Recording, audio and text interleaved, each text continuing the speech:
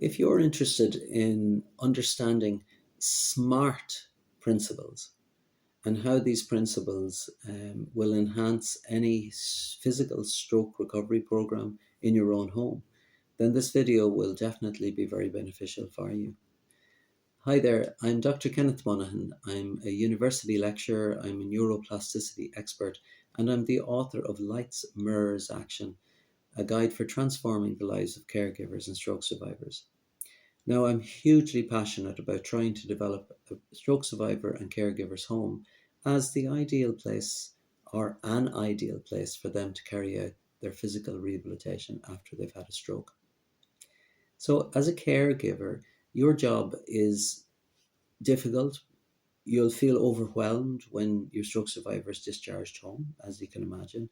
You've never done this before, so it's natural that you're going to struggle. And until Lights, Mirrors, Action was written, often there's very little guidance that you can read that gives you very definite instructions, very definite information, very definite programs to know what to do.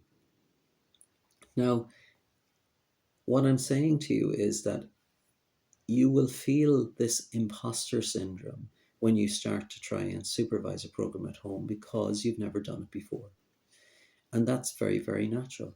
However, your role is very simple. Your role is very much to be a safety person for your stroke survivor when they're carrying out physical rehabilitation exercises, make sure they don't harm themselves.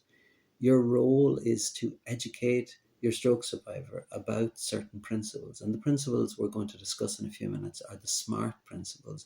And you have the ability to actually explain in very easy to understand ways and terms about these principles. And Lights, Mirrors, Action was written so that caregivers and stroke survivors would easily understand all of these principles. You didn't have to be a healthcare professional to understand the principles we were talking about. So being a safety net, being an educator, and talking regularly to your stroke survivor, making them understand why certain treatments will work and how they work, really improves the chances of increasing neuroplasticity in your stroke survivor's brain. So your job is huge, but you have the capability and you have the skills to be able to carry out those three things. Lights, Mirrors, Actions was very much written as a roadmap for you.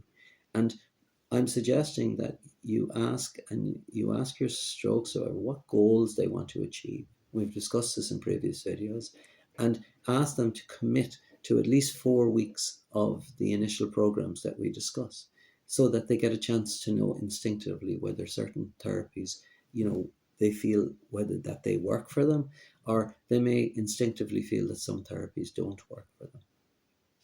Now, the underlying principle behind a lot of Lights, Mirrors, Action was Malcolm Gladwell's brilliant book Outliers, which discusses the idea of the 10,000 hours of meaningful practice rule.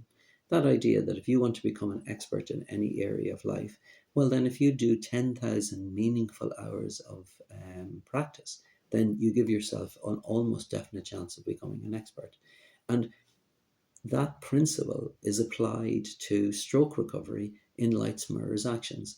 And it also fits with the most recent UK, the Irish, the American stroke guidelines, which state that repetitive practice is definitely the thing that improves chances of a better recovery in your stroke survivor. And that stroke survivors should aim to try and be doing 2 to 3 hours of therapy every day. Now, the principles and the concepts that you need to describe to your stroke survivor are what I call SMART principles. So SMART stands for S, so SMART. So S stands for self-belief.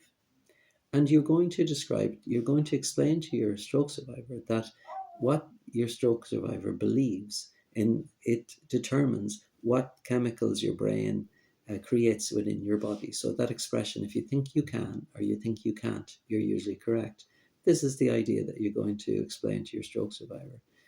Because having a positive belief in the therapy that you're undertaking, having a thorough understanding of how it works, really improves the chances that it will work.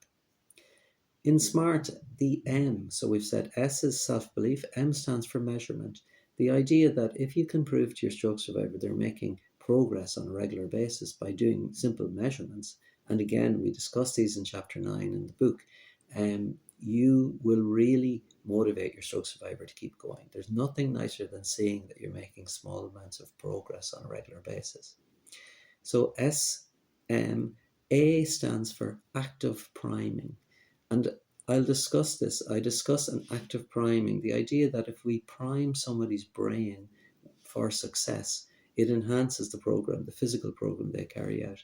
So just mentioning the benefits of the program, mentioning all of the positive things that surround being in your own home and doing the program in your own home, doing repetitive practice, just mentioning those things before you start the physical exercises actually enhances and improves the chances that the physical exercises will work. So that's SMA. R stands for rewiring or neuroplasticity. And again, as a caregiver, you're going to describe and explain to your stroke survivor about neuroplasticity, what that is, how it goes on.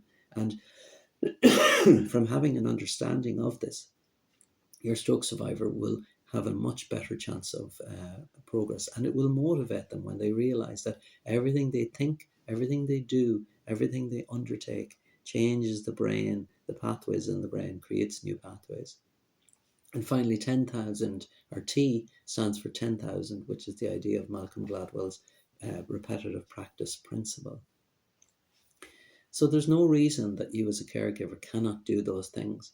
Your role is very much to educate, to make your stroke survivor understand about different therapies. It's very much to be a safety person. It's very much important to be that trustworthy person in their lives. And finally, that person who records and acknowledges everything that they're doing and measures their progress on a regular basis. And you can do that, and you have to believe that. All that you were missing was a roadmap, and that's what Lights, Mirrors, Action is. It's a roadmap that gives you confidence and gives you a little bit of direction to start you off. Now, if you want some more resources, some more information about these principles that will back up, the information in Lights, Mirrors, Actions, then go to my website, which is www.lightsmirrorsaction.com. And there you'll find workbooks, you'll find PDF documents, you'll find YouTube videos, you'll find other resources that will help you to create this brilliant program in your own home. Thank you very, very much for listening, and I hope you enjoyed the principles that we discussed.